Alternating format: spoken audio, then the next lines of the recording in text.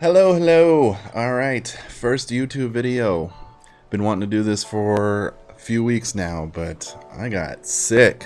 I caught the old Rona, and then after I got Rona, I got a post-Rona cough, which lasted up until, like, just a couple of days ago. So, for the first video of the channel, I'm going to be watching something I love very much, which is The Witcher.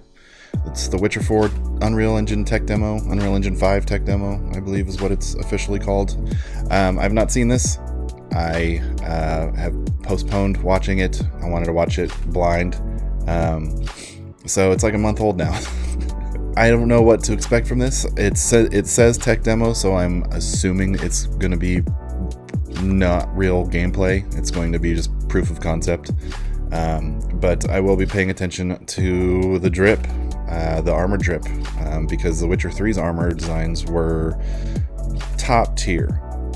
Geralt's Witcher armor was so sick, and all the upgrades that you could do. They really had a fine balance of rule of cool and being practical in The Witcher 3. Even The Witcher 2, the armor was sick.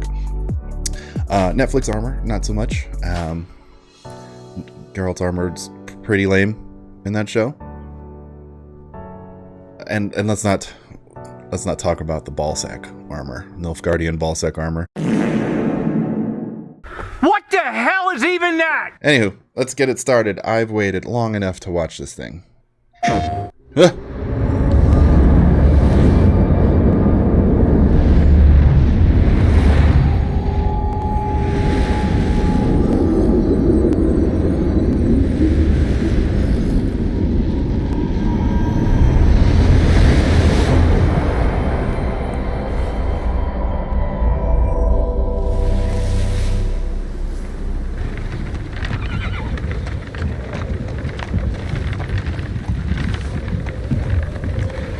I think my camera is covering it, but on the bottom it says technical presentation, not actual gameplay.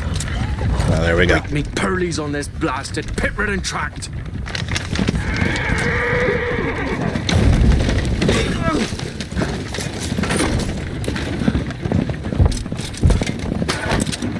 Where's fear on dry road? Aye, the devil's out there! Just running from!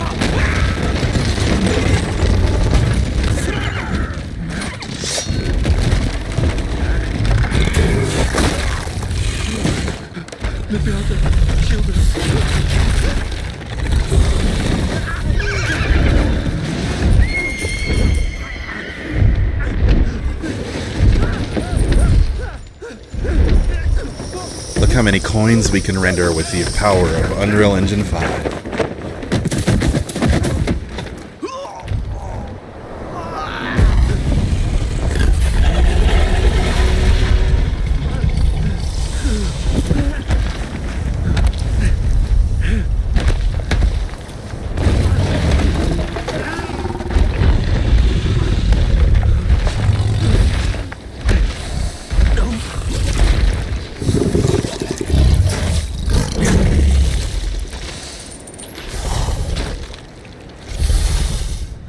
You know, he ain't gonna be in Rush Hour 3.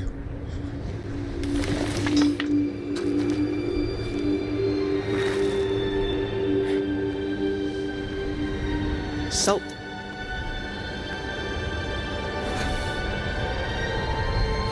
Almost had me fooled, Fruin.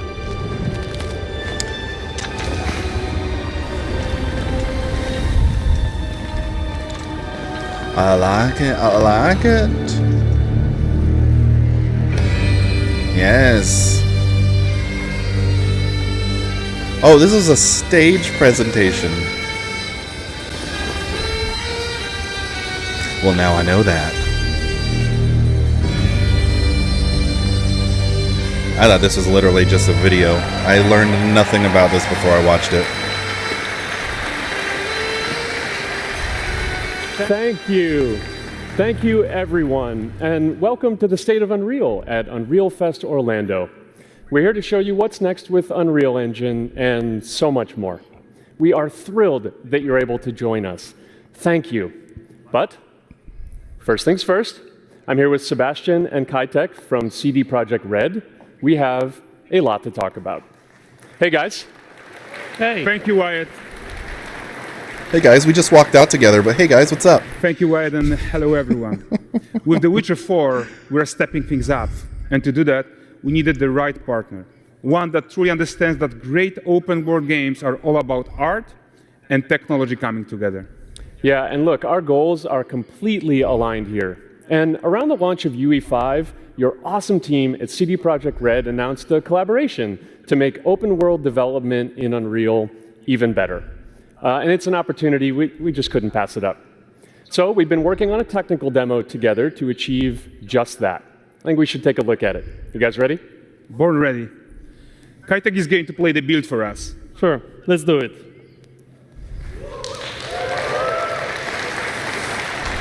All right, still not actual gameplay. This is a so he's technological playing... showcase set in the world of The Witcher 4. Okay. What you just saw and are going to see now is running on a standard PlayStation 5 at 60 FPS with ray tracing. Mm-hmm. So in the game, you'll be It's just a playing vertical Ciri, slice, so... a professional monster slayer, a witcher.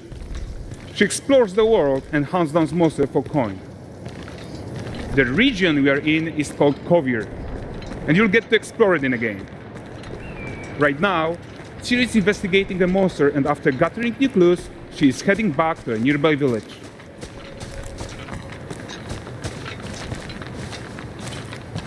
All right, everyone, meet Kelpie. Let weeds be weeds, Kelpie. So just like Geralt and Roach, Ciri has her own loyal companion. We return to town. These two characters need to feel like one. Since you're gonna explore the world on horseback, riding needs to feel seamless, natural, and just fun. Yeah, and to support that, we're introducing multi-character motion matching in Unreal. So Ciri and Kelpie, they're perfectly synchronized when mounting from any angle and speed. And we also support root motion movement on Kelpie, so controlling her feels realistic and grounded. And there are also some really nice improvements to our Unreal Chaos Flesh Solver and these machine-learned deformations. So you've got realistic muscles moving and stretching under Kelpie's skin without compromising the performance there. Cool. Muscles. These are muscles. So let's leave Ciri behind for a second and talk about the world itself. So much of the Witcher world is natural, organic, especially Kovir with its dense forest and wild nature. Yeah, and wild nature is hard. And with nanite geometry, we've freed artists from so many of their old constraints.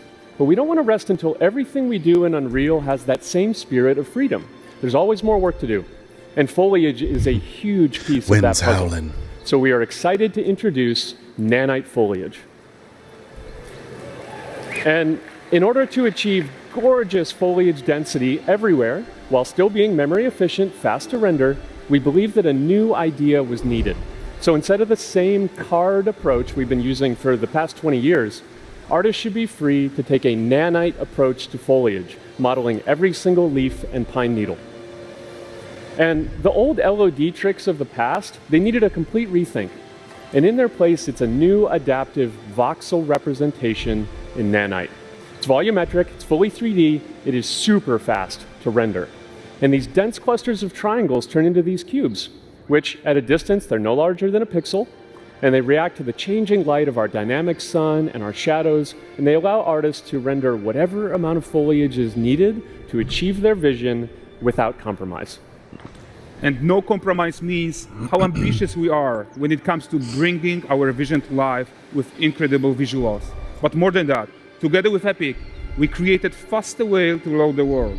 We can now bring in more content more quickly for the smoothest possible experience as we fly down to catch up with Ciri. Just want to play this now.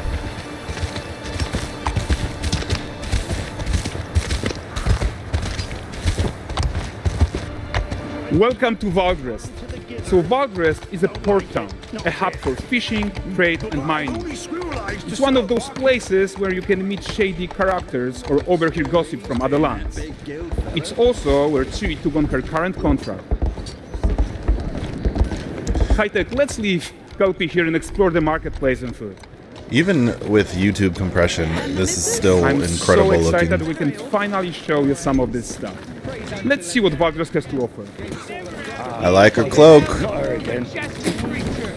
I know there's mods in Witcher 3 that let you have him wear a cloak, so I'm hoping that's going to be a thing going forward with Ciri.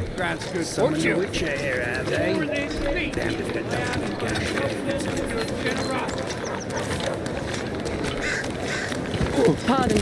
Guys, notice how responsive the world is. Character actions directly affect what happens around you. Sometimes He even left setting off all chain those apples reactions. on the ground. Everything is working together. Take your mansions elsewhere, you filthy lamp. You'll find only honest fighters here. Oh, look at this poor gentleman being taught how to fly by an angry innkeeper. That's what happens when you cheat at Gwent. Last of it, is it? Ready to aim. Silver, round ones, jingle in the purse.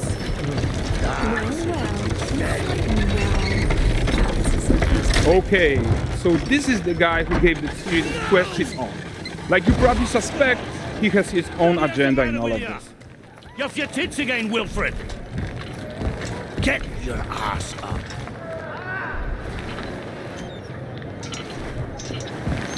A typical day's toil. Who in?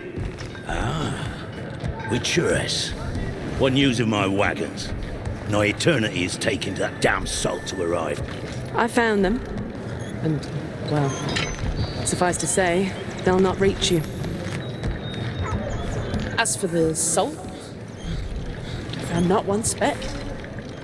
I presume this comes as no surprise to you. Now. Kavir's smuggling trade is of no concern to me. Shush, shush, shush. The manticore that flattened your cart and devoured your men. Quite the opposite.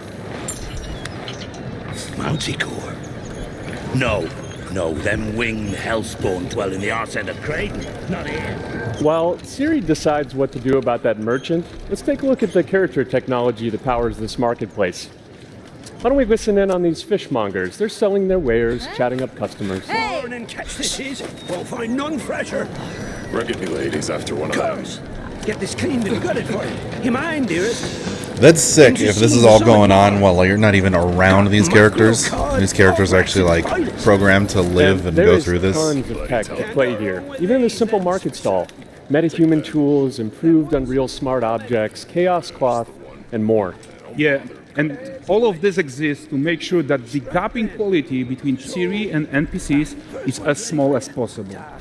Yeah, That's and cool. closing that gap, it's not just about fidelity, right, but also authenticity. They should react to changes in the world around them. But the prisoner in Pillory isn't exciting enough for Valdrest. Let's grab everyone's attention with a circus.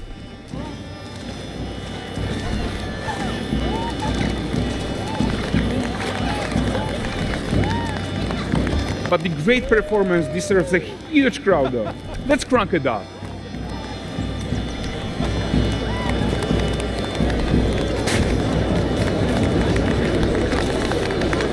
So you are seeing tons of optimizations here to many of Unreal systems, including an entirely new Unreal animation framework, allowing us to fit easily in our 60 FPS budget, not just in rendering, but also with room to spare on the game thread.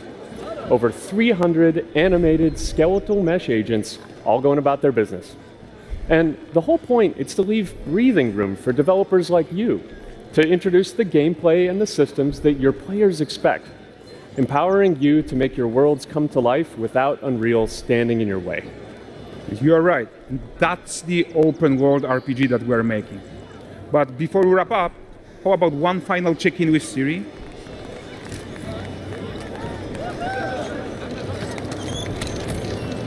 We are making this game to be the most immersive and ambitious open-world Witcher game ever.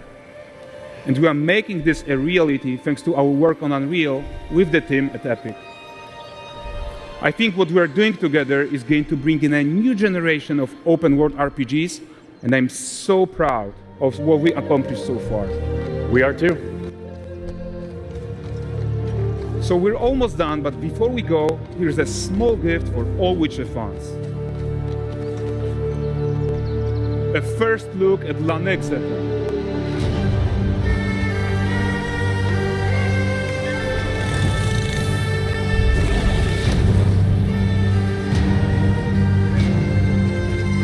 Onward, Kelby. With what?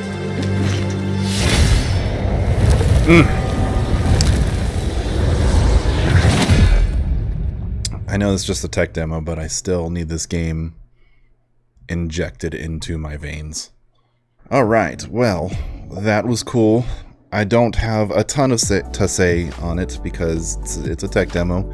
I am going to hold my hopes after we see an actual gameplay reveal. But I will say that, as I was saying during the actual video, it's gorgeous, even through YouTube compression. I can't wait to see what it looks like natively on my screen. Anyway, those are my brief and light thoughts on The Witcher 4 Unreal Engine 5 tech demo. Let me know what you think in the comments below. Until then, see you next time.